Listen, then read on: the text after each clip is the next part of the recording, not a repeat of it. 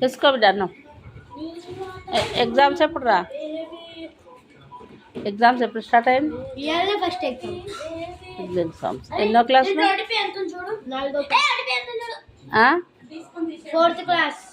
Fourth class. మీది ఎప్పుడు Harsha exams ఎప్పుడు స్టార్ట్ అయ్యింది? ఎప్పుడు అయిపోతాయి? 19th వరకు అయిపోతాయి. ఎప్పుడు గ్యాప్ మధ్యలో గ్యాప్ ఇస్తుర్రా? 4 రోజులు హాలిడే. నువ్వు ఎన్నో క్లాస్ రా?